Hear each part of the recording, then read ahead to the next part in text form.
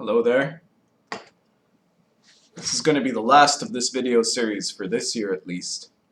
We're in the second day now of the Feast of the 3 Days of the Writing of the Book of the Law. And this is when, in those 3 days, you read one of the chapters of each of the 3 chapters of the Book of the Law. However, I'm going to read today a different book. This being the second day, it corresponds to Hadith, the absolute point, the single atomic essence. And there's another holy book called Liber Magi that corresponds to that same concept. It is the book of the Magus, and I'm going to read that one out to you today. But I wanted to say, as kind of in closing here, there are some of you who might be watching this that are familiar with, to some extent or another, the grimoire tradition of the West, and how in the Middle Ages, in the Renaissance, you had magicians and Rosicrucians and the Invisible College and all these people that were making use of ritual ceremonial magic to create change, to do the things that magic is supposed to do, to cause change to occur in conformity to the will. And we tend to think of these as being about summoning demons. Really, they were operating with demons, with angels, with elemental spirits, with planetary spirits. It depends on which of these traditions, which of these different books you look at, right? But they all had one thing that was in common in pretty much every one of them, whether you're talking about the Goetia or the book of Abra-Melin or the stuff that John Dee was doing.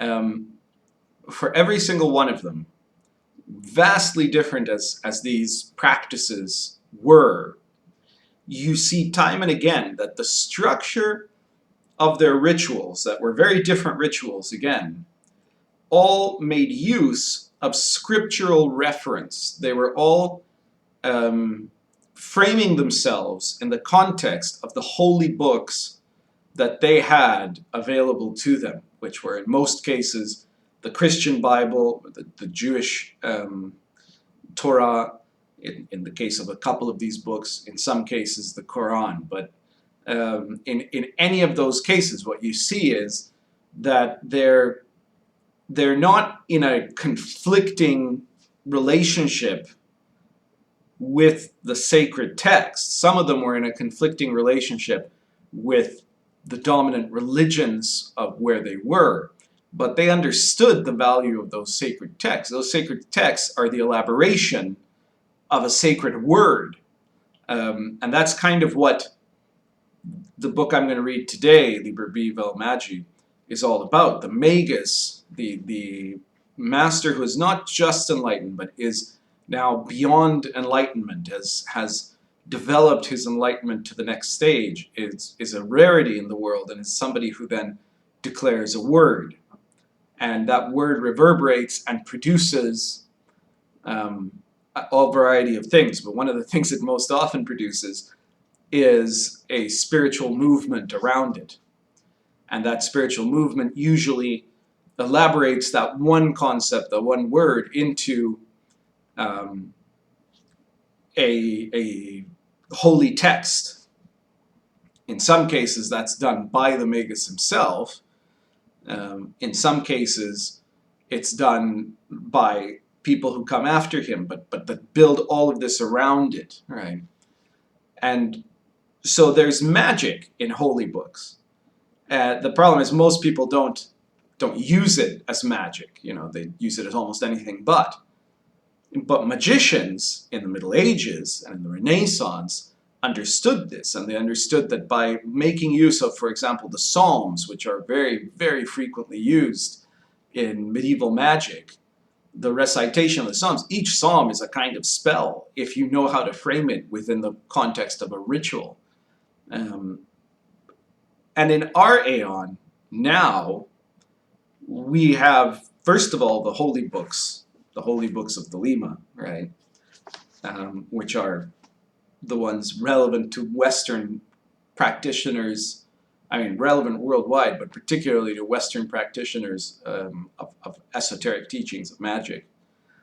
But we also have a wealth of opportunity that no other culture has ever had, which is that we can look at all of these different holy books, right, that all have a part of the essential formula of the mystery, the essential formula of universal mysticism, and we can make use of these. And so if you're not making use of them, if you're not studying the holy books, if you're not looking to see how you can draw from the holy books into your practical spiritual practice, including, if you're a magician, your ritual work, then you're not taking a real, you're missing a real opportunity, a real advantage, and you're not going to find yourself as effective because you have this elaboration of these words of power that are accessible to you, that you could use,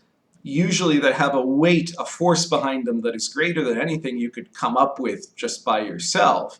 So adding them to your framework is something that allows you to empower the work that you do.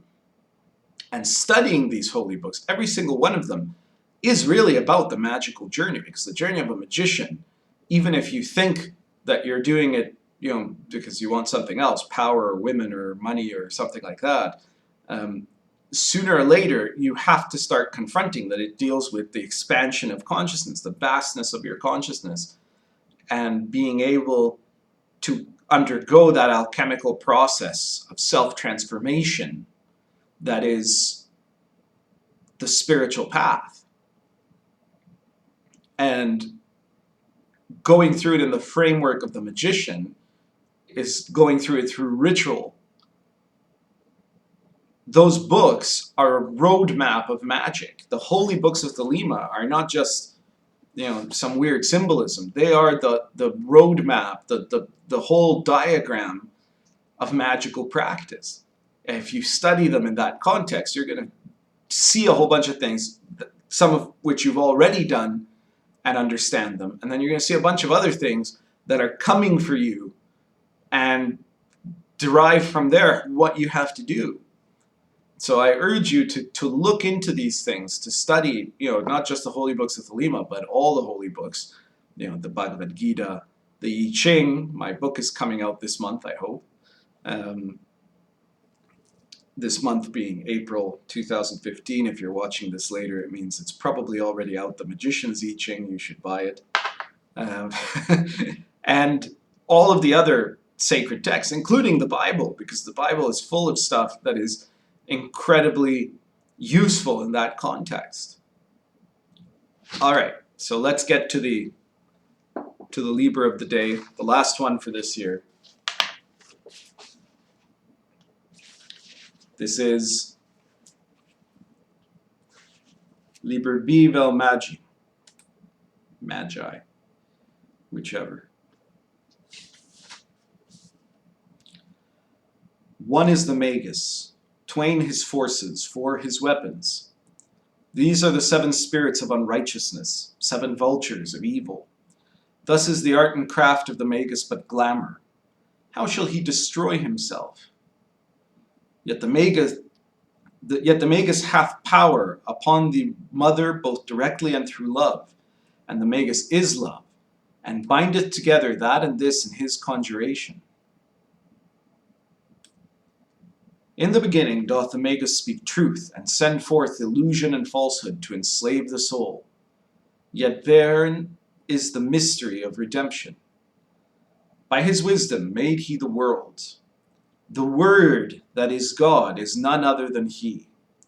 How then shall he end his speech? With silence, for he is speech. He is the first and the last. How shall he cease to number himself? By a Magus is this writing made known through the mind of a magister. The one uttereth clearly, the other understandeth, yet the word is falsehood, and the understanding darkness. And this saying is of all truth. Nevertheless, it is written, for there be times of darkness, and this as a lamp therein, With the wand he createth he. With the cup preserveth he. With the dagger destroyeth he. With the coin redeemeth he. His weapons fulfill the wheel, and on what axle that turneth is not known unto him. From all these actions must he cease, before the curse of his grade is uplifted from him, before he attain to that which existeth without form. And if at this time he be manifested upon earth as man, and therefore is this present writing, let this be his method, that the curse of his grade and the burden of his attainment be uplifted from him. Let him beware of abstinence from action, for the curse of his grade is that he must speak truth, that the falsehood thereof may enslave the souls of men. Let him then utter that without fear, that the law may be fulfilled. And according to his original nature will that law be shapen, so that one may declare gentleness and quietness being an Hindu, and another fierceness and servility being a Jew, and yet another ardor and manliness being an Arab. Yet this matter toucheth the mystery of incarnation, and is not here to be declared. Now the grade of a magister teacheth the mystery of sorrow, and the grade of a magus the mystery of change, and the grade of ipsissimus the mystery of selflessness, which is called also the mystery of Pan. Let the magus then contemplate each in turn, raising it to the ultimate power of infinity, wherein sorrow is joy, change is stability, and selflessness is self. For the interplay of the parts hath no action upon the whole, and this contemplation shall be performed not by simple meditation, how much less than by reason, but by the method which shall have been given unto him in his initiation to the grade. Following which method, it shall be easy for him to combine that trinity from its elements, and further to combine Satchidananda, and light, love, life, 3 by 3, into 9 that are one, into which meditation success shall be that which was first adumbrated to him in the grade of practicus, which reflecteth Mercury into the lower world, in Liber 27. Here is nothing under its 3 forms. And this is the opening of the grade of ipsissimus, and by the Buddhists it is called the Transnirodha Samapatti. And woe, woe, woe, yea, woe, and again, woe, woe, woe, unto 7 times be his that preacheth not his law to men. And woe also be unto him that refuseth the curse of the grade of a magus, and the burden of the attainment thereof. And in the word,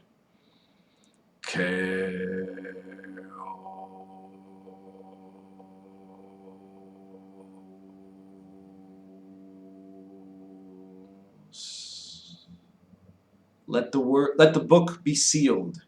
Yea, let the book be sealed.